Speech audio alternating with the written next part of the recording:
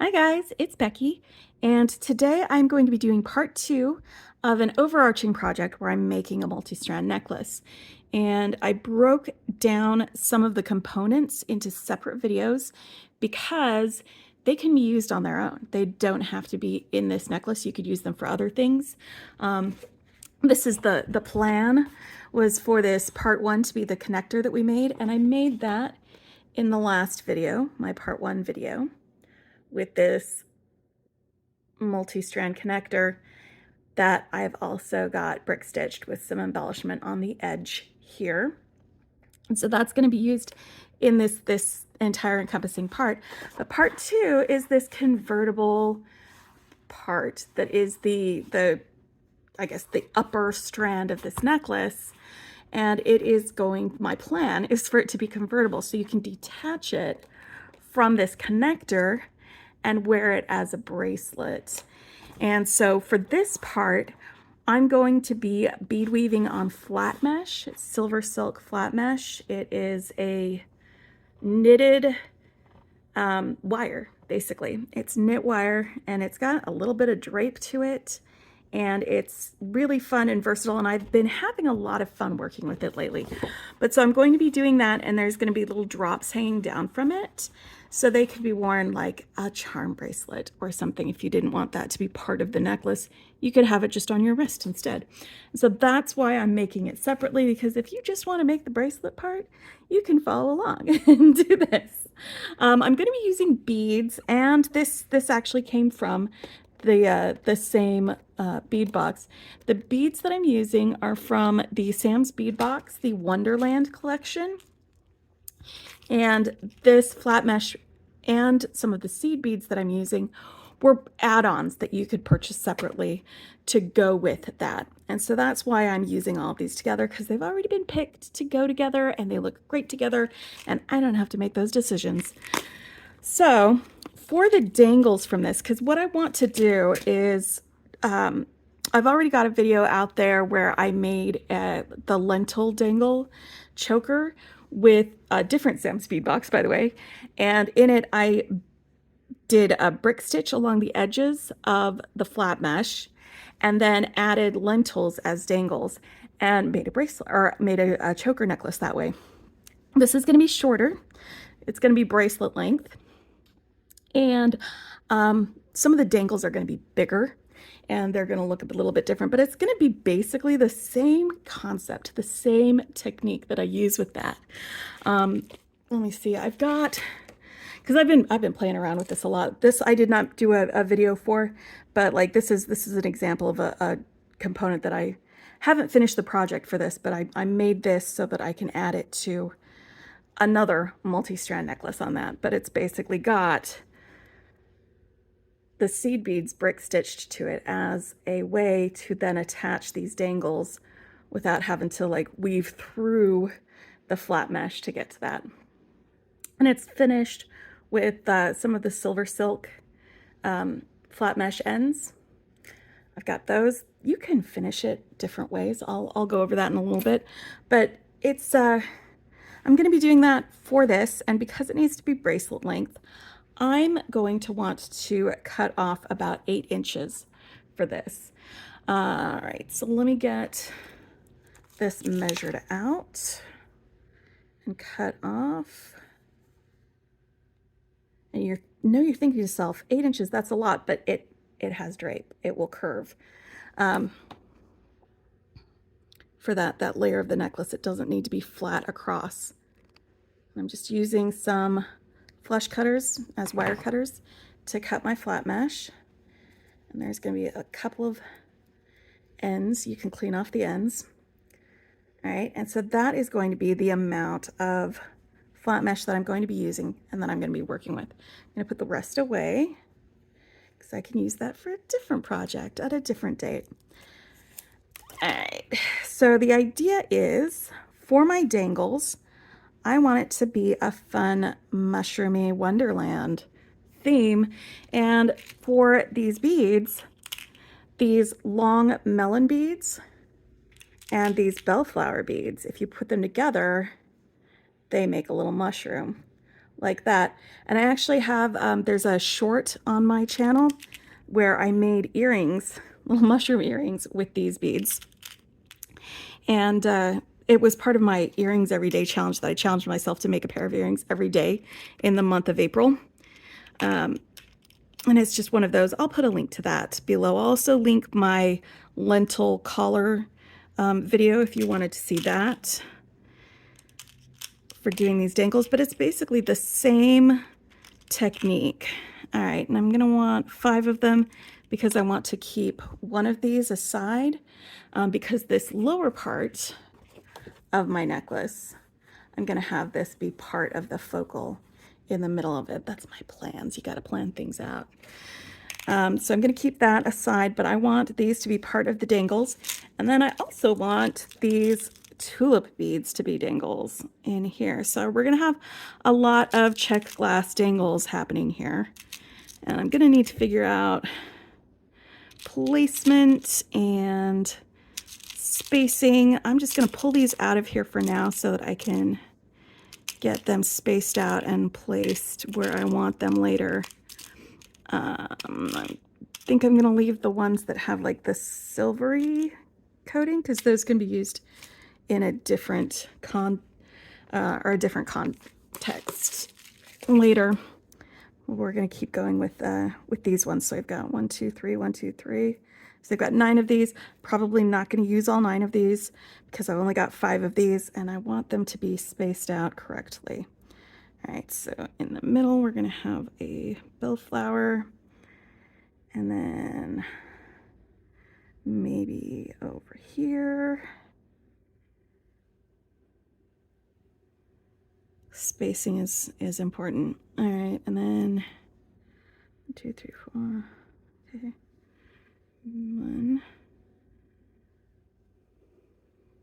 2, 3, 4. No, the other way around. One of those. One of those.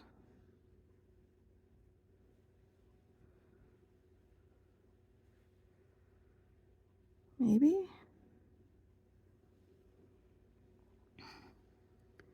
Uh-huh. Here we go. All right. So yeah, maybe like that. That'll work. All right. That'll be sufficient dangliness. All right. And so for the beads for the brick stitch, I'm going to be stitching on with these gold lined beads. And this was an extra that came that you could purchase separately from the box. I'm going to move these out of the way because I'm not using them yet, not until after I've finished my brick stitch. So I'm going to set these up in these little spots up here so that I don't lose them. All right, and I'm going to get these out because I am going to be using these for my brick stitch. And I'm going to be using a different color for attaching the dangles. It's this matte olivine color. It's a nice dark green because there's already a lot of gold and white colors in here and I want all of those colors together. So I just want this to contrast with the colors on the beads. All right, so let's get started on the flat mesh because this is going to be the part that might take a little while to do. I'm going to be using a wide-eyed bead needle. I like these because I can take the thread on and off without worrying too much about it. And it's just easier for me to work with. You could use a regular beading needle. I don't know what size you'd use though. Something that's going to pass through these tiny bumps. Let me get a little closer to the flat mesh so you can see it. These bumps along the edges of the flat mesh, because that's what I'm going to be sewing into when we do our brick stitch. You can see the bumps right there. So we're going to be sewing into those with the brick stitch. So let me grab the thread that I'm going to be using. I'm using this size 6 green dragon thread. It's kind of an olive green color. because it's just gonna disappear into this, which just realizing that probably isn't gonna be super visible for you as a viewer, but it's gonna look good on the project. And I'm just gonna go ahead and grab out about an arm span's length and cut that off of there. I really like these cord keeper, thread keeper things that make it so that it doesn't unwind and you can just pull it off the spool without having a big mess of thread everywhere. It's really convenient. Really love those. All right. And I got this from Potomac Beads, by the way. I'll put a link to dragonthread in my description. All right. So threading the needle. Once again, this is why I like a wide-eye needle. You just open it up, slide your thread through.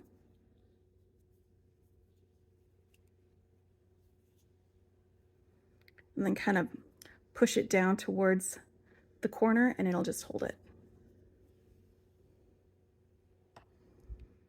It is super convenient like that. All right. Okay, so for the first one, I'm just gonna go through a bump that is 1, 2, 3, 4, like the 5th bump from the edge. I'm gonna go through that with my needle. I'm gonna leave myself about 4 or 5 inches of tail thread. I'm just gonna pinch that between my fingers while I start this so it doesn't, you know, pull all the way through. And to start my brick stitch, I'm gonna pick up 2 seed beads, and when you do a row, that's the only time that you do 2 seed beads. After that, it's just 1 seed bead. And I'm gonna go from back to front through this bump with my needle.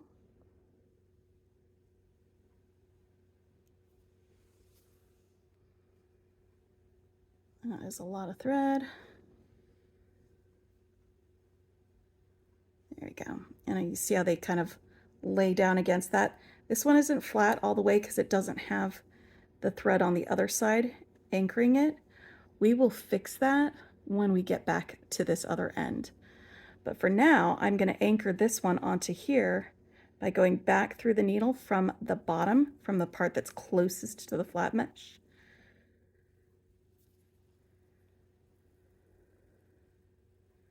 And that anchors it on there.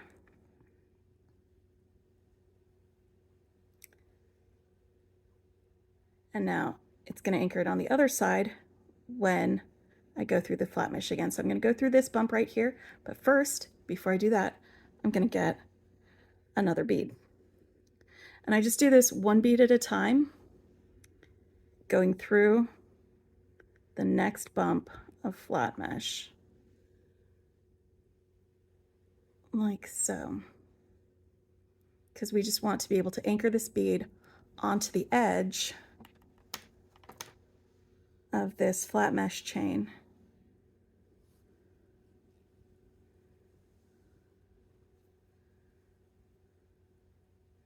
And it just sits there. It nestles right next to the next one, the one right next to it. And then to anchor it fully, I've got to sew back up through that bead that I just added.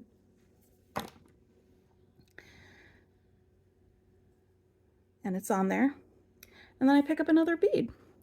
And this is flat mesh, bead weaving on flat mesh, doing the brick stitch on it. And I'm going to continue this all the way to the other side, where I'm going to stop about 4 or 5 bumps short of the edge on the other side, because that will give me sufficient space to start the next part of my bead weaving. Once I have all of these beads on there all the way across, right, I'm going to do just one more of these for repetition's sake. See, I'm going to do it all the way across to here, and I'm probably going to stop about here. All right, so one more. It's coming out of the top of this after I sewed back up through it. I'm going to pick up another bead. I'm going to go back to front through the bump with my needle, if I can. There we go. You can see that going through.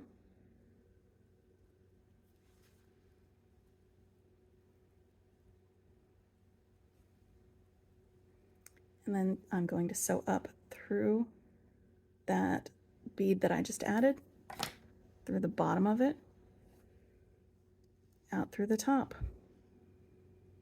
Or if we're directionally looking at it, I'm sewing away from the flat mesh so that the needle comes out the direction away from the flat mesh. All right, I'm going to work on the rest of this off camera because otherwise this will be an incredibly long video. But once I get to the end of this, I'm going to pick this back up again, and we are going to start doing our fringe.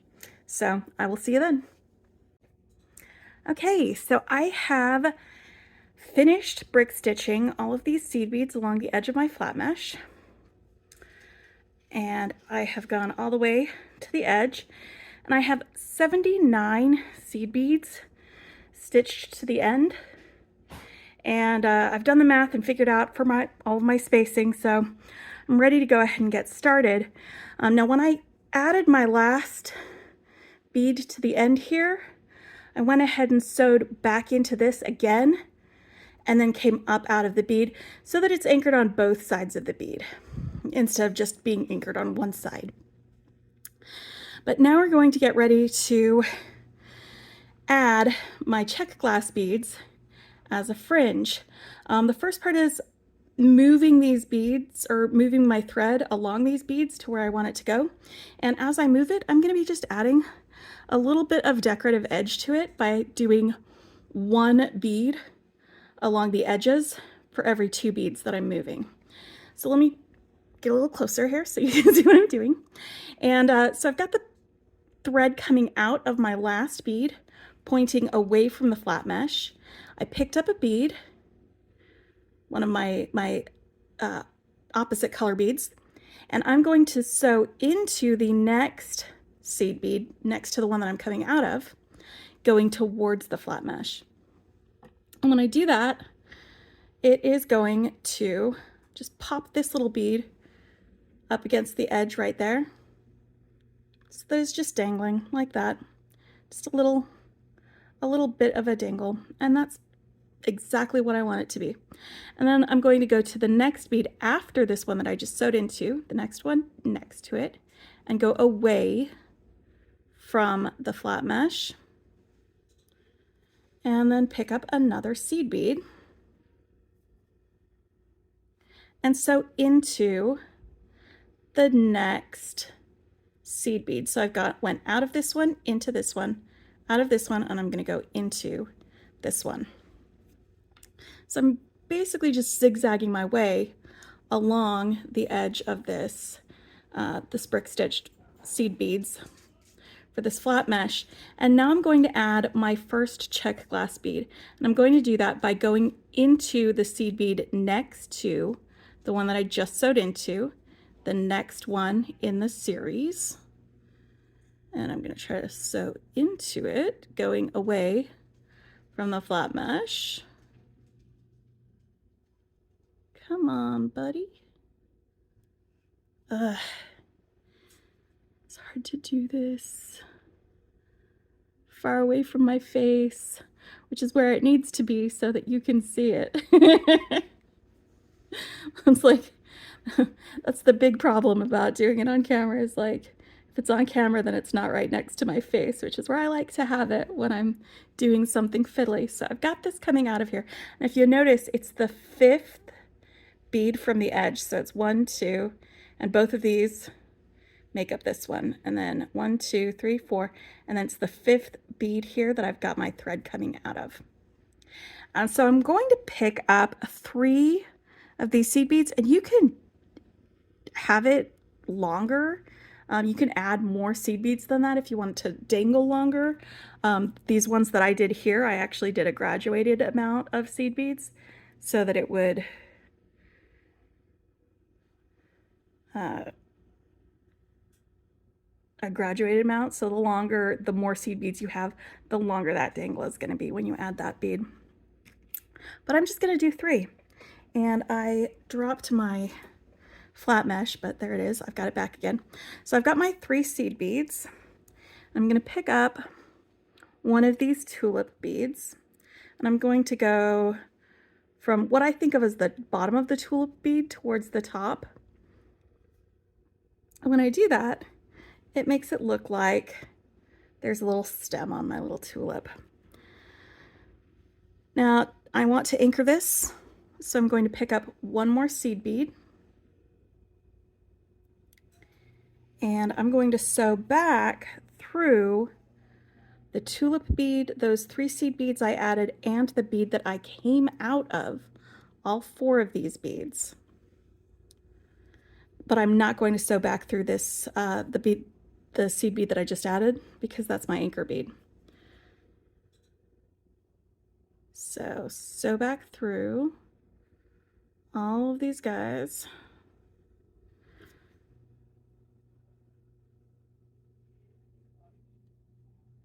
And that attaches it to the edge of the flat mesh.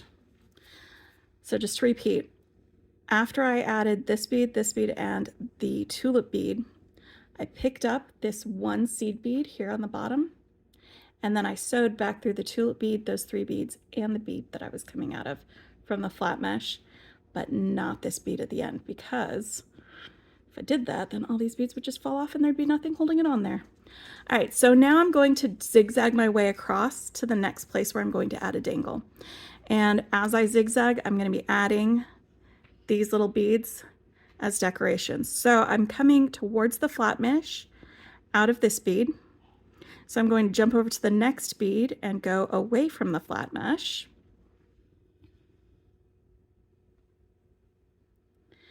And I'm going to pick up another seed bead. And the spacing for this is going to be 6 beads between each of my dangles. So this is the first 2. And I'm going to do it again. I'm going to go to the next bead, or the 3rd bead from the dangle. So 1, 2, and then 3. Pick up another one. Get another seed bead. So into the 4th bead from the dangle. And then I'm going to sew into the 5th bead from the dangle, away from the flat mesh. Pick up a seed bead and sew back into the flat mesh, towards the flat mesh, into this bead next to it. So I now have 6 beads that I have moved. I've moved 6 bead spaces away from my dangle, and I'm getting ready to do my next dangle. So I'm going to sew into the bead next to that 6th bead, away from the flat mesh, and I'm going to pick up some seed beads and my Czech glass beads to make a mushroom dangle. And I'm just going to pick up 2 of these seed beads. I could do more again if I wanted it to dangle further, but I'm actually quite happy with it dangling a little bit closer to the flat mesh. So I'm going to pick up 2 of those as my little spacer. I'm going to pick up my bellflower bead, and I'm going to go from what I think of as the top of the mushroom. It's the more narrow end of this bellflower bead towards the wider end of the bellflower bead, like the bell part of it. So I've got that on my thread. Then I'm going to pick up my elongated melon bead, and you see how one end is smaller than the other. This is a bottom heavy, top, bottom, like that. I'm going to sew into the top towards the bottom. And now that is on my thread. Now I need to anchor it. So I'm going to grab myself a seed bead, And just like the other one, I'm going to sew back through all of those beads except for my anchor bead. I'm going to leave my anchor bead alone. And I'm going to sew back through the melon bead, the bellflower, these 2 seed beads, and the seed bead on the flat mesh that I came out of. Move that out of the way so you can see that. So I'm sewing through all of those. And now I have a mushroom dangle. And then I'm going to continue on in the same fashion. I'm going to do 6 more seed beads by adding 3 beads, you know, so the first 2 like this. So I just moved 2 spaces. And I'm going to move 2 more out and then back in, adding a seed bead in between, trying not to let my thread get caught on the edge of my flat mesh. And then the next step after I get those 6 spaces moved is adding another dangle. So here I am adding the last seed bead before I get to the dangle. And on all of these, it's just going into the next seed bead, the next seed bead, the next seed bead, and the next seed bead. It's only when you're adding your dangles like this that you're going to be sewing into the same seed bead you came out of. So now that I've moved my 6 spaces, and I'm going to count them for you real quick. This is the bead that I attached my dangle to. 1, 2, 3, 4, 5, 6. And now I'm going to sew into the next seed bead, going away from the flat mesh, and I'm going to make a dangle just like this one with my 3 seed beads, my tulip bead, and then 1 anchor bead, not 3 more seed beads. Excuse me, misspoke. 1 anchor bead. And then I sew back into the tulip bead, these 3 seed beads I added, and my brick stitch bead. All 4 of those beads, but not my anchor bead. My anchor bead is my anchor. It's just going to hold me on there, right? So this is what I'm going to repeat all the way across. I'm going to do 6 more seed bead spaces by adding 1, 2, 3 beads. And then I'm going to do another mushroom dangle. And then I'm going to do 6 more spaces, and then I'm going to do a flower dangle.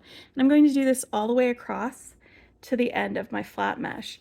And when I get finished with that, I'm going to reverse the edge. So I'm going to do a mushroom on the opposite side, my 6 bead spacing, and then I'm going to do a tulip bead dangle. And then when I get to the end, it's only going to be 4 spaces on the opposite side. Because if I had more beads, then I would have 3 spaces, but I don't have more beads along this. This is the length that I cut it to. So this is my spacing, and this is where we're going to go with this. So I'm going to finish this up and get all the way to the end, and then I'm going to show you how to finish this up and how to turn it into a bracelet if you just want it to be a bracelet, or how to set it up so that it can be a convertible bracelet / part of a necklace, which is going to be what I'm going to end up doing with it. But it's going to be a nice little dangly charm bracelet sort of thing once I get this finished adding these beads to it. So I will meet you back here when I'm done. Y'all, there is something magical that happens when you get to the edge of something that you figured out and your math was right. My math was right. I got it. So this is going to be the central portion of my 2-layer necklace, but it is also going to be a bracelet component, something that I can wear as a little charm bracelet if I feel like wearing it that way. So to finish it off, first of all, I got to do something about my threads. So let's get a little bit closer here. Where I've got it now is I've got one thread. This is the thread that I just was using, and look, like one wingspan of thread was exactly the right amount. I didn't have to add any extra thread. And now I've got this thread here coming out of this bead here on the end. And you remember how it was a little bit loose on this end? So what I'm going to do is I'm going to attach my needle to this end of the thread, and I'm just going to pass it through the flat mesh there that it is right next to, like one of these little loops in the flat mesh. All right.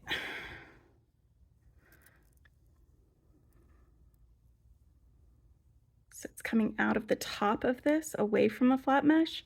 I'm just going to pass this next to it through the flat mesh. Oh, no, I want it to go on the same side that this other thread is, because I'm going to end up tying both of those together. So I'm going to have this go through here on the flat mesh. See where it's going through there? Boop. And that just anchors this end bead a little bit better. And now I'm going to take my needle off. I'm going to tie these two together in a knot because they're coming out about the same place. And then I will burn off my ends, and we will finish off this bracelet with our bits. Now I'm going to burn off the ends after I add my clasps, because you guys don't need to watch me do that. It's going to be a little extra. So I've got my knot. It's going to get burned down. And I'm just going to cut it fairly close to there. You can see those are my ends that I'm going to burn down. But I need to finish this so that I can attach a clasp to it. Now for silver silk, if you treat it like ribbon or like flat leather, ribbon leather, there are a lot of different things that you can use to attach it to clasps. Silver silk itself, the company, makes, where's my, it was right up here. It makes these end connectors, and they come in different finishes. And I think I'm going to go for, oh, actually, I've got some out here. I got some out already. I'm going to go for this antique gold finish. And it's basically like a ribbon end, but it is the right size specifically to fit on the flat mesh. The flat mesh is just about as wide as this is.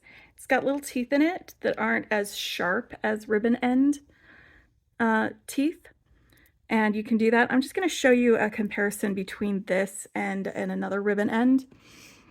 Now, in addition to the ones that are actually made by Silver Silk, you could use fold over ends like I did with this one, and fold over cord ends. They don't look as nice, but they work just as well. There's also ribbon ends like this, and the reason I like these ones better than the ribbon ends is because most of the smallest ribbon ends I could find are like 6mm, and the Silver Silk cord end is like 5mm. So these, the 6mm ribbon ends, are just a little bit wider than the Silver Silk, so it would kind of poof out on either edge, which is fine. It's not going to affect it too badly if you wanted to use these instead. But these are available to purchase on the Silversilk site, so I went ahead and got them because they go really well with this medium that I really enjoy using. But I'm just saying, I'm showing you different options so that you can still make something with this even if you don't have those findings. So I'm going to go ahead and clamp these on here, and to do that, where's my, there we are. I'm just going to use some pliers for this. If you have nylon jaw pliers, it'll help protect the coating, but I'm not going to be clamping that hard. Oh, there's another one that I've used before, another type of connector and edge that Tiara Cast makes. These, and I've used this. I think this is what I used in the lentil dangle color when I did those, where you stick the flat mesh into the end here and then kind of compress it with your pliers. So this is another option, these Tiara Cast crimp end caps that they make. So like, I have a bunch of findings that I could be using. I'm gonna go ahead and use these because part of the other components that I'm going to be using for my multi-layered necklace, I'm also going to be using these findings for. So let's get these connected. All right, I'm just gonna hold this in my pliers like so. I'm going to feed this end in, and once I've got my end in and I'm happy with it, I'm just going to crimp down with my pliers and close that up. And that's on there pretty good. I'm just giving a little tug, make sure that it's good, and it's solidly on there, and that's a great, fantastic way to finish your Silversilk ends for the flat mesh. So let me grab the other one and get the other end.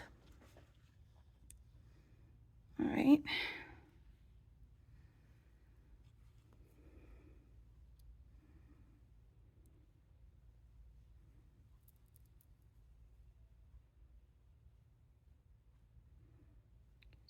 Smoosh that in there, make sure it's in there good, and then give it a little press down on that.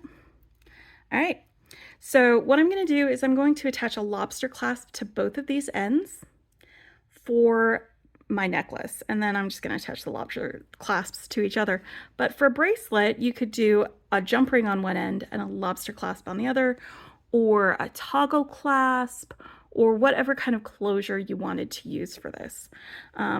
But this part of my component for my little project, this is part 2. Move a little bit so you can see it a little bit better. That is completed. And I will see you at part 3. I hope you enjoyed this. Talk to you later. Bye.